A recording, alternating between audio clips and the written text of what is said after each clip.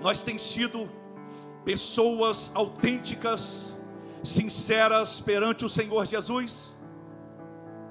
Quando eu saio daqui dessas quatro paredes, quando eu saio para fora, a mesma pessoa de boa índole, de bom caráter, crente aqui dentro da igreja, eu tenho sido lá fora, porque nós somos exemplos de Cristo. Ou seja, Cristo é o nosso exemplo. E se nós conhecemos a Cristo, nós somos diferentes deste mundo. Por isso que João, capítulo de número 15, ele vai escrever: se o mundo vos aborrece, primeiro aborrece a mim. Se o mundo vos aborrece, primeiro aborrece a mim. E o dia que o mundo pegar você, abraçar e bater nas suas costas, você está fazendo as mesmas coisas desse mundo. Agora o dia que o mundo não está nem aí para você, você está no caminho certo.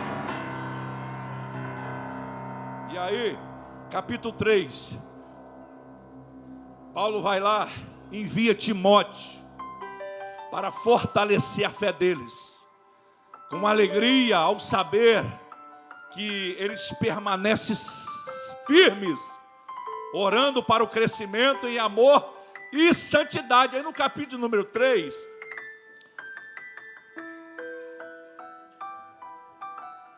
no capítulo 3, versos de número 2, olha o que está escrito: e enviamos Timóteo, nosso irmão e ministro de Deus, e nosso cooperador do Evangelho, no Evangelho de Cristo, para vos confortar e vos exortar acerca da vossa fé, para que ninguém se comova por essas tribulações, porque vós mesmos sabeis que para isso fomos ordenados.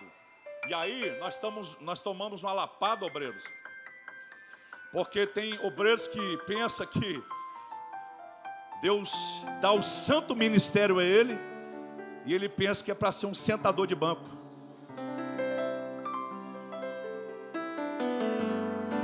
Paulo envia Timóteo, porque era um obreiro dele de confiança, para estar orientando aquele povo, mas que eles estavam bem, a igreja estava bem, mas para que Timóteo fortalecesse eles mais.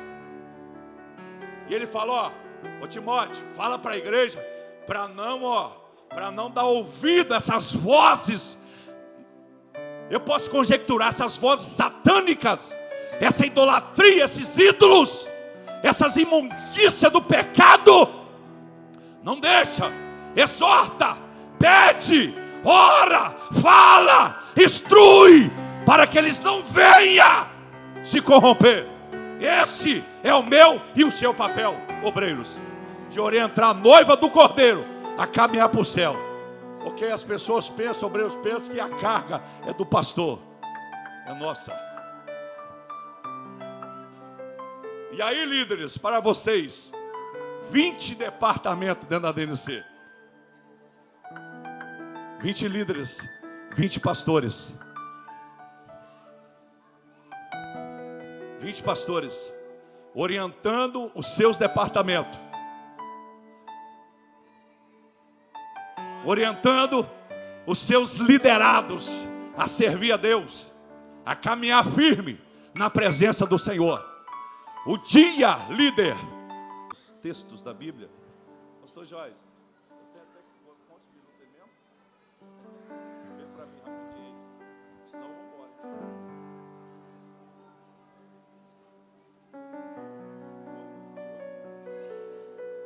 Rapaz, vocês me colocaram estreito aqui agora. Meus amados, vamos lá, olha aqui para mim. E aí eu vou esperar todos sentarem, crianças, irmãos, por favor. Papai e mamãe, hoje não tem salinha de Santa Ceia, não tem sala, né? Porque foi assim, orientado pelas tias, que as tias ficassem no culto, etc e tal. Mas todos os domingos, quintas-feiras, a gente tem sala, né, para as nossas crianças. Eu gostaria que você pegasse seu filho e fique com ele. Tem pessoas, eu gostaria de fazer até um pedido. Tem mães, pais que vêm para a igreja e... Toma aí, tia, não é assim não. Nós trabalhamos em conjunto, né, com as famílias da igreja. Né, até porque a criação quem dá o pai, a criação quem dá a mãe. Né, não é a obrigação da igreja dar criação a filho não, tá? Nós ajudamos você, as famílias da igreja, né, a crescer espiritualmente. Mas quem dá a educação e a criação é você. Seu filho, a sua filha é o que você é. Amém ou não amém? Você é o exemplo. Nós estamos aqui mediante uma palavra poderosa. Palavra essa que nos chama muita atenção. Né? Nós temos como texto básico aqui 1 Tessalonicenses, capítulo número 4. Nós vamos ver aqui, para nós entender primeiro aqui, nós vemos que Paulo está aqui na sua segunda viagem missionária. Ele está aqui orientando, né, aos irmãos tessalônicos de uma grande importância de grandes negócios aqui. Automaticamente a igreja de Tessalônica estava sofrendo algumas situações e nós vamos aprender aqui. Primeiro, no capítulo 1 de Tessalonicenses, eu gostaria de só parafrasear aí desde o capítulo 1, aí chegando até o capítulo número 4, são 5 versículos, ou seja, 5 capítulos de Tessalonicenses. Mas só para você entender, né? Só para você entender automaticamente que Paulo estava em Corinto, estava escrevendo essa epístola ao povo de Tessalônicos, né? E ele instrui alguns obreiros que você vai ver aqui, depois lá no capítulo número 2 ou capítulo número 3, Paulo vai deixar Timóteo nessa igreja para orientar os nossos irmãos ali de Tessalônica. Mas aí, o que me chama a atenção é que Paulo aqui, olha que coisa maravilhosa, Paulo aqui, no capítulo 1 de Tessalonicenses, Paulo vai saudar aquela igreja, e eu estou vendo aqui uma alegria muito grande do apóstolo, né? Pelo caminhar da igreja, mesmo com os conflitos, mesmo com algumas situações que estavam acontecendo. Nós lemos no capítulo número 4, você vai ver que Paulo está pedindo santidade ali, e estava falando para aquele povo ali em sua casa, para que eles se abstessem da prostituição, ou seja, largassem do pecado. Então Paulo estava orientando, alguma coisa estava acontecendo lá, e daqui a pouco nós vamos chegar até lá. Mas o interessante que me chama a atenção é que no capítulo 4 aqui, no capítulo 1, Paulo vai elogiar a fé daqueles irmãos ali de Tessalônica, sobre o amor e a esperança daquela igreja. E aí os tessalônicos se tornaram exemplos para outros irmãos, principalmente os gentios da época.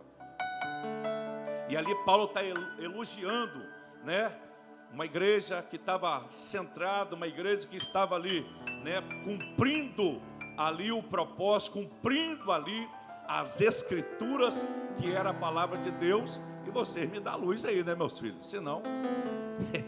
E no capítulo 2, e aí no próprio capítulo 1, só para os irmãos entenderem, ele está também abordando, falando sobre os ídolos, e que era para servi-los, era para a igreja servir, não aos ídolos, mas sim ao Deus vivo, ao Deus Todo-Poderoso. E aí, o que nos chama a atenção também no capítulo 2, eu estou fazendo para nós entendermos. Capítulo 1, Paulo está elogiando a igreja, né, sobre a fé deles. Ele estava sendo modelo para muitos daquelas pessoas ali, né, mas que eram para ele servir ao Deus vivo, Deus Todo-Poderoso. Porque, né, a idolatria, o pecado, né, ele naquela época já estava se alastrado. Imagina o tempo de hoje. Mas Paulo estava ali batendo. Paulo estava ali, ele, como um pastor, ele estava ali orientando aquela igreja para eles fugir dos ídolos, ou seja, da idolatria, porque estava fora da palavra do Senhor Jesus. Mas contudo, eles estavam felizes pelo bom exemplo que aquela igreja estava passando para aquele povo, ou principalmente os gentios da época. No capítulo de número 2, Paulo aqui vai referir, né? Paulo vai referir, ou seja, vai relembrar o seu ministério. E o que me chama a atenção, e aí eu gostaria que os irmãos da mídia, aí da projeção, ficassem ligados aí, lá no capítulo de número 2 de 1 Tessalonicenses, capítulo 2, verso de número 4, Paulo, olha só que coisa fantástica. Ele vai relembrar o seu ministério sincero e sem interesse. E aí ele compara o seu cuidado ao de uma mãe e de um pai. Ou seja, a igreja recebeu a palavra como verdade, né, de Deus. E aí, olha que coisa maravilhosa. Paulo vai dizendo assim, mas como fomos aprovados de Deus, para que o evangelho não fosse confiado, assim falamos, não como para agradar os homens, mas a Deus, que prova os nossos corações. Então, Paulo estava aqui, ele tinha tanta convicção do seu chamado, e que ele estava no caminho certo, que ele coloca aqui, ó, Deus, o evangelho que eu estou pregando, ele é tão confiado, ou seja, ele estava tirando ele estava tirando a pessoa e centralizando em Deus tudo aquilo que ele estava prestando ou servindo naquela época. No capítulo de número 5, seja 2:5, versículo 5, porque como bem sabeis, nunca usamos de palavras lisonjeiras, nem houve um pretexto de avareza. E aí, ponto e vírgula, Deus é a minha testemunha, ou seja, tudo que Paulo fazia era para Deus, para que o nome do Senhor seja glorificado. Vou repetir, Paulo está aqui colocando ali um homem que ele era sincero. Deus estava confiando, né, o seu trabalho que ele estava fazendo, que ele estava, né, prestando no reino do Senhor Jesus. E aí o próprio Paulo, para dizer que Deus era testemunha dele, é porque ele era um homem íntegro diante do Senhor Jesus. Hoje nós estamos vivendo um tempo trabalhoso. O próprio Paulo vai escrever isso em sua epístola ou para Timóteo. Nós estamos vivendo dias trabalhosos. Homens amantes de si mesmos, presunçosos, avarentos, dos deleites desta vida. E ele está dando um maior exemplo de homem capaz. Homem que aprendeu pelo próprio Deus para dar bons exemplos na obra do Senhor Jesus. E nós estamos vivendo um tempo de mau caráter. Homens que muitas vezes estão em cima do altar, mas não tem vida com Deus. E hoje nós estamos tendo esse tempo. Paulo está aqui dando exemplo, bom exemplo da própria pessoa, mas colocando que Deus era a sua própria testemunha. Se Deus fosse falar alguma coisa para muitos, o que ele ia falar de nós?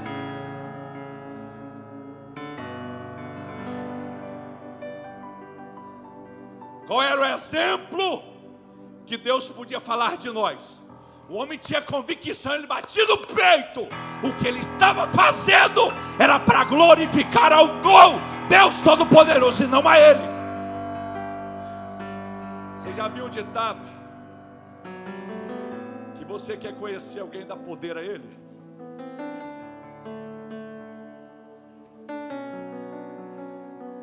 Você quer conhecer alguém, dá poder a ele? Ele quer ser maior do que o pastor, ele quer ser maior do que o obreiro, ele quer ser maior do que o homem. Nós não fazemos para nós mesmos, nós fazemos é para Deus, e ponto final. O dia que o meu narizinho subir, Deus vai lá e dá uma cepada, porque quem tem o nome do Senhor que tem que ser glorificado, e não o meu nome nem o seu nome. Mas pastor, uma palavra como essa de Santa Ceia, essa palavra que Deus nos orientou a trazer nesta noite, porque Ele quer cuidar de nós. Ele quer cuidar de nós. E os nossos evangelhos, ou seja, as pregações que nós estamos vendo por aí, é muito oba-oba, melzinho na chupeta. E Deus nunca deu melzinho na chupeta. Ou você serve a Deus, ou serve a Satanás.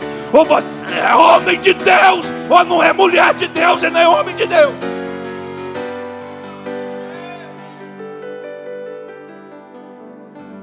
Porque se Jesus te chamou para alguma coisa.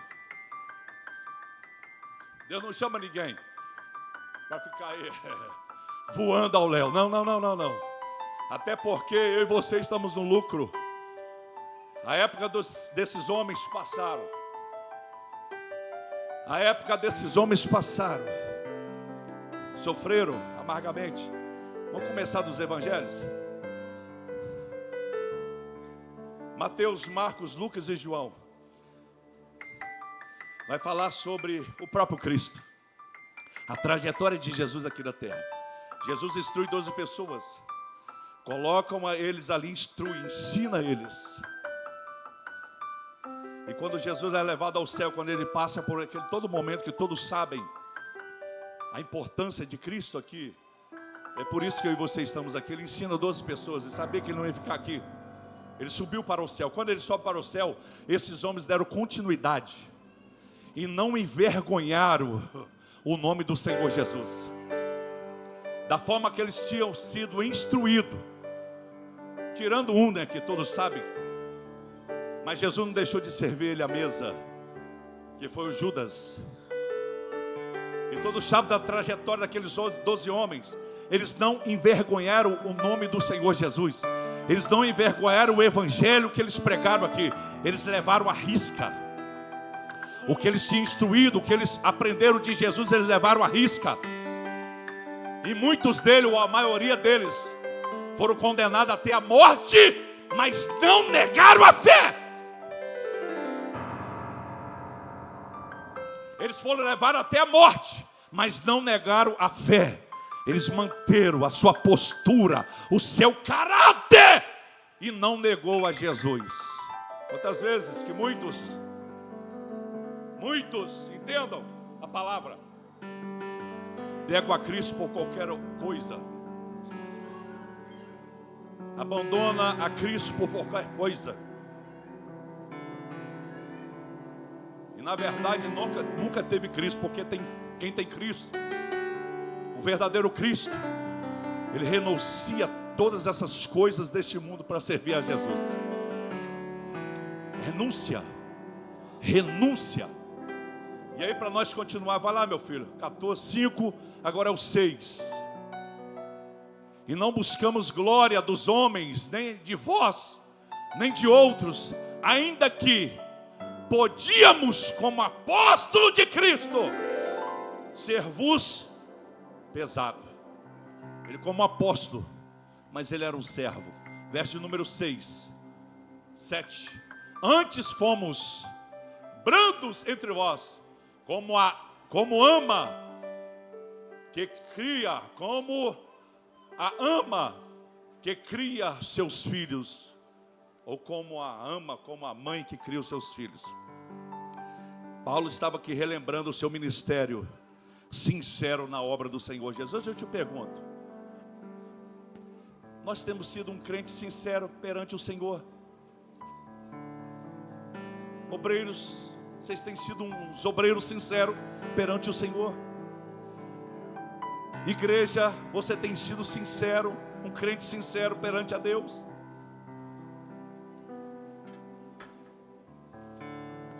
Nós temos sido pessoas autênticas, sinceras perante o Senhor Jesus? Quando eu saio daqui dessas 4 paredes, quando eu saio para fora, a mesma pessoa, de boa índole, de bom caráter, crente aqui dentro da igreja, eu tenho sido lá fora, porque nós somos exemplos de Cristo. Ou seja, Cristo é o nosso exemplo. E se nós conhecemos a Cristo, nós somos diferentes deste mundo. Por isso que João, capítulo de número 15, ele vai escrever: se o mundo vos aborrece, primeiro aborrece a mim. Se o mundo vos aborrece, primeiro aborrece a mim. E o dia que o mundo pegar você, abraçar e bater nas suas costas, você está fazendo as mesmas coisas desse mundo. Agora, o dia que o mundo não está nem aí para você, você está no caminho certo.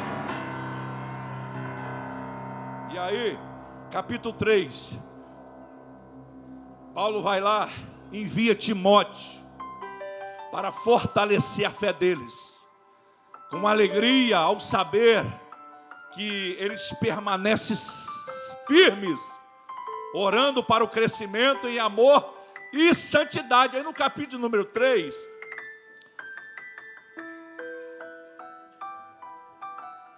no capítulo 3, versos de número 2, olha o que está escrito.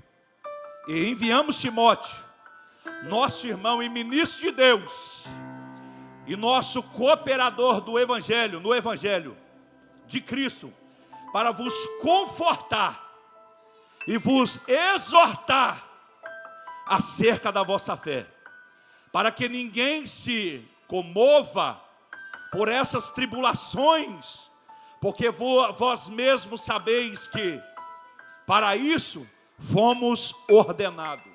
E aí nós tomamos uma lapada, obreiros, porque tem obreiros que pensam que Deus dá o santo ministério a ele, e ele pensa que é para ser um sentador de banco.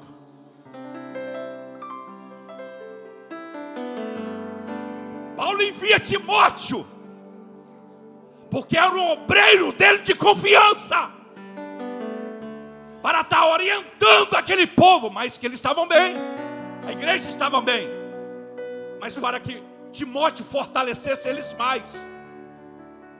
E ele falou: ô Timóteo, fala para a igreja, para não dar ouvido a essas vozes.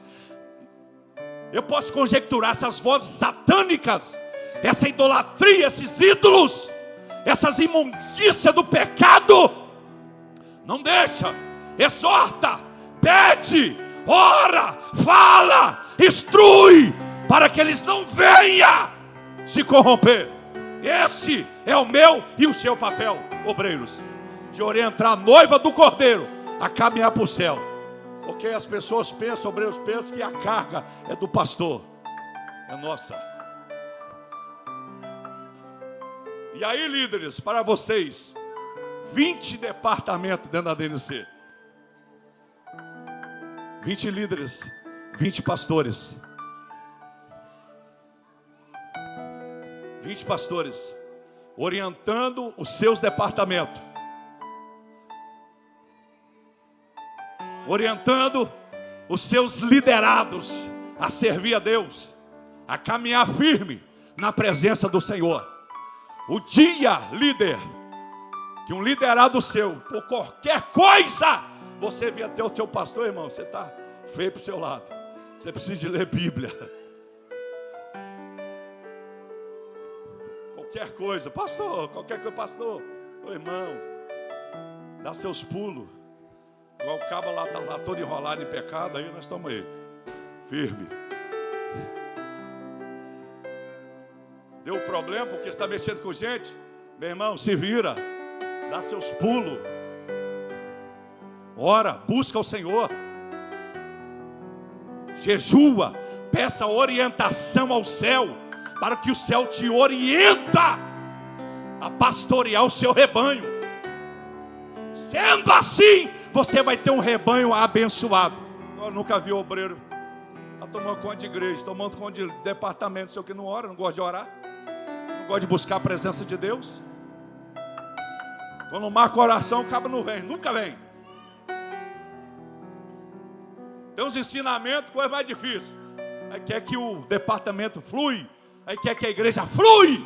Sem oração não vai, sem jejum não vai, sem a palavra não vai.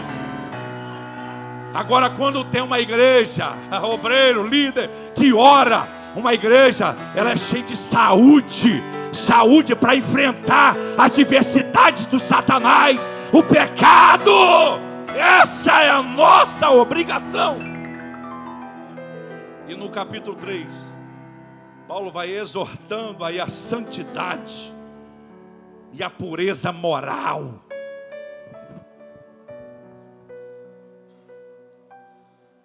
Chamando uma vida que agrada a Deus.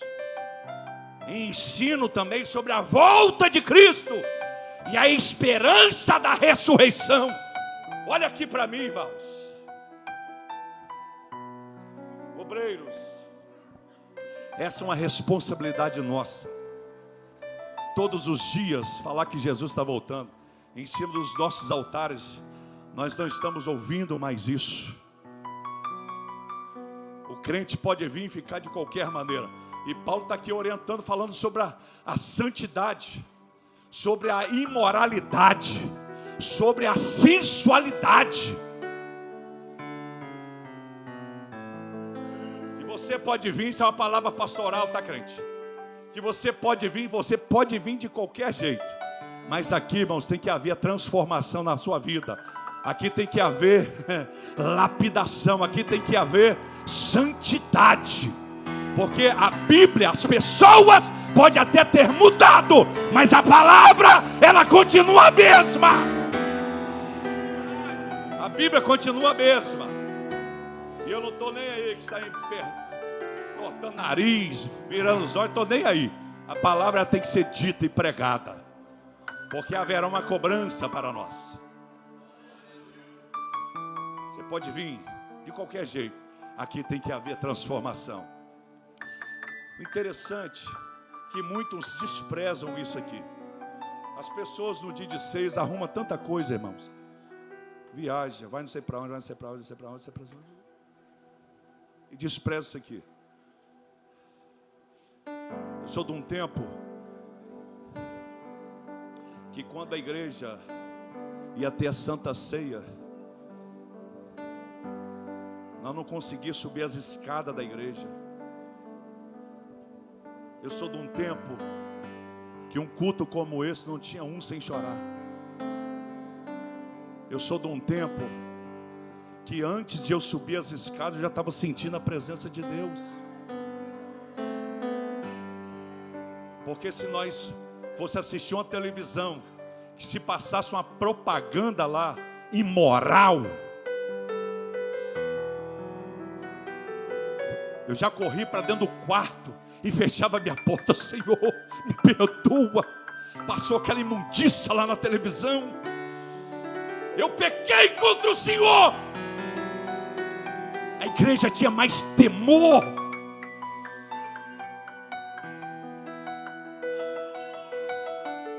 Quando eu olhava para alguém que tivesse sensual, eu já virava e pedia perdão. Nós era dessa época e nós tínhamos temor de Deus.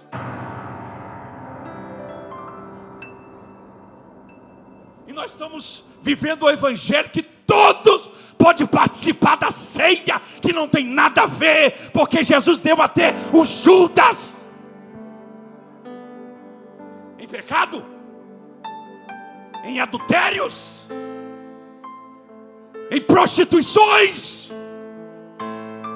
em metendo a língua no teu irmão, na tua igreja, e está tocando na mesa, tocando o corpo e no sangue.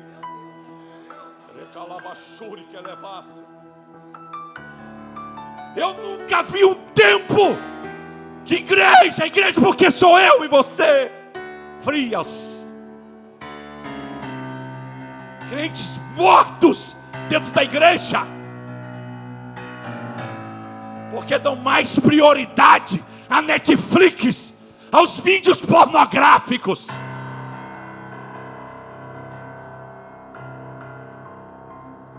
A novela, crente noveleiro, sangue de Jesus tem poder. Eu tive o desprazer de passar e ouvir uma pessoa, eu vou correndo que vai começar o Satanás Brother.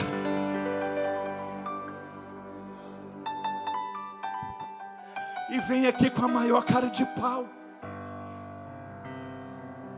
vendo sexo explícito dentro da tua sala, queridão. Ô bonitão, ô sacerdote, toma jeito, vergonha na tua cara. Você está levando a tua família para onde? Ô bonitona, você está levando a tua família para onde?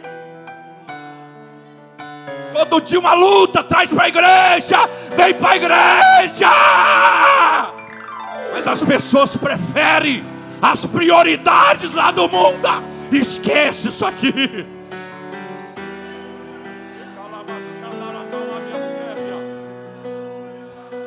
Mas desta noite Deus está levantando, não é uma geração, é uma igreja cheia do poder de Deus.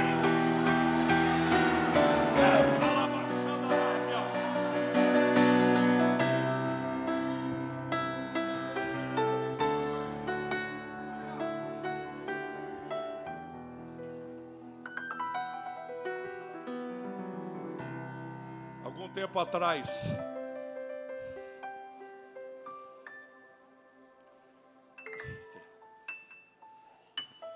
no gabinete, jovenzinho me procurou desesperado, 12 anos, marcou a agenda comigo. Que Deus tenha misericórdia. O pastor queria só conversar com o senhor. Falei, tá bom, meu filho. Quando minha esposa virou as costas,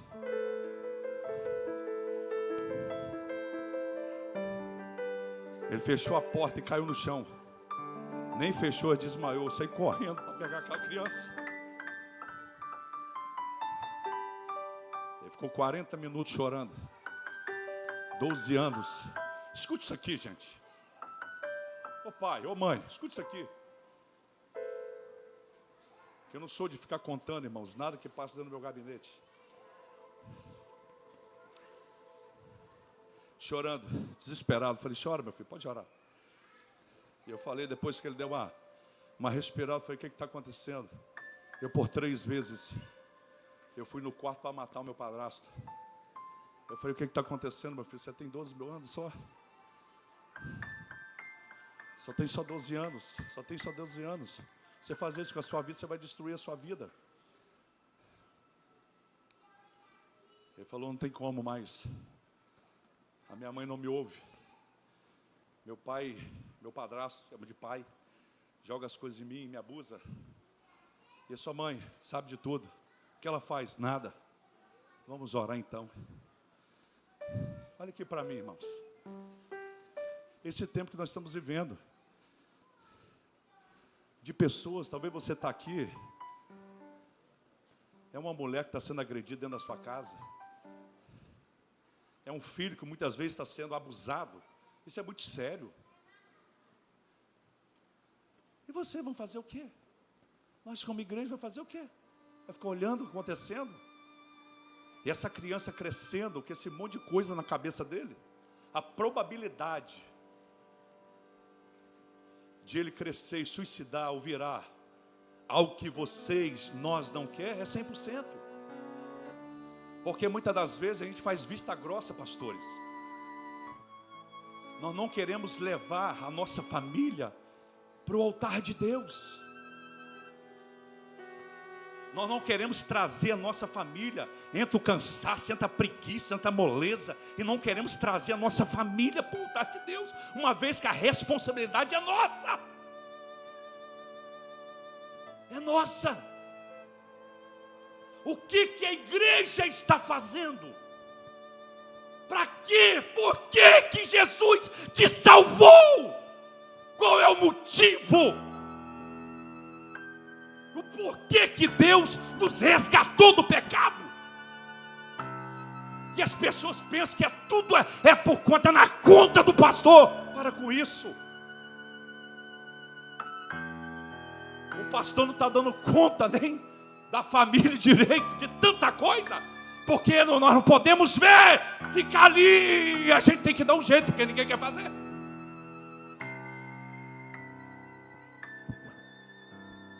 A responsabilidade é nossa. É o que estava acontecendo na igreja de Tessalônica. A imoralidade entrou e quer entrar dentro dos templos. Mas tem uma igreja viva aqui. Tem uma igreja viva aqui, irmãos. Tem uma igreja viva, tem uma igreja viva, tem uma igreja viva. Tem uma igreja que corre do pecado.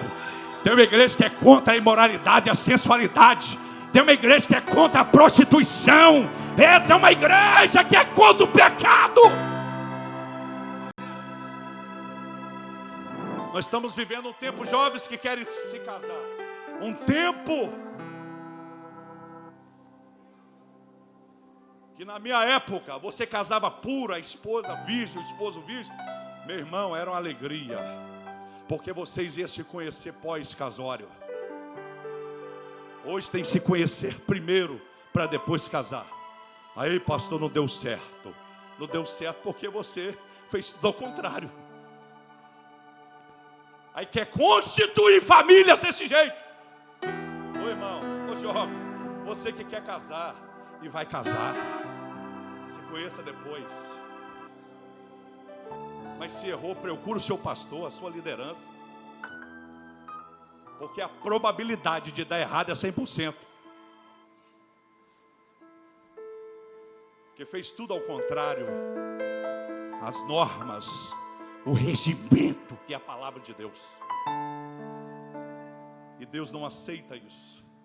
Uma vez, não sei se a minha esposa vai lembrar, 3 anos de casamento, uma família. Não mora aqui não. Nas igrejas nós tomamos conta. Casou, 3 anos de casal, o pau quebrando de casa, panela voando, canela inchada, rosto, cabelo arrepiado para cima.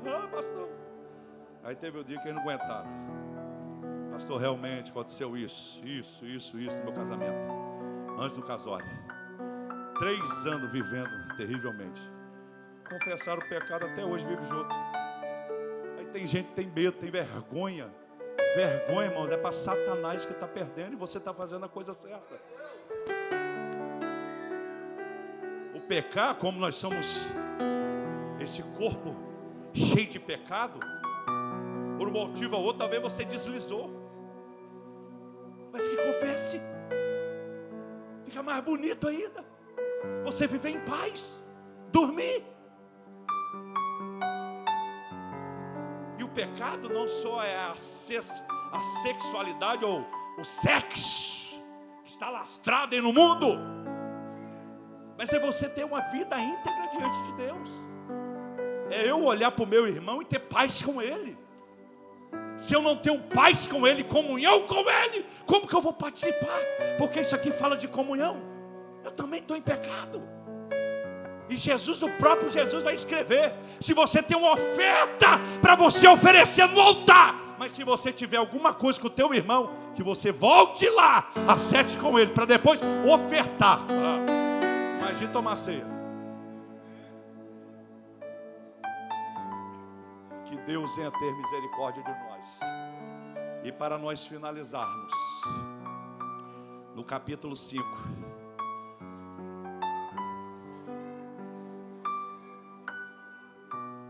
ele vai dizer assim: mas amados irmãos, acerca dos tempos e das estações, não necessitais de que vos escrevo, porque está vivendo o tempo. Porque vós mesmos sabeis muito bem do dia do Senhor, que virá como ladrão, Pois que quando disserem a paz e segurança, então lhes sobrevirá repentina destruição, com as dores do parto, aquele que está grávida, aquela que está grávida, e de modo nenhum escaparão. Mas vós, irmãos, já não estáis em trevas, para que aquele dia vos surpreenda como um ladrão. Porque todos os filhos, todos vós, sois filhos da luz e filhos do dia. Nós não somos da noite, nem das trevas. Não dormamos, pois, como os demais, mas vigiamos e sejamos sóbrios.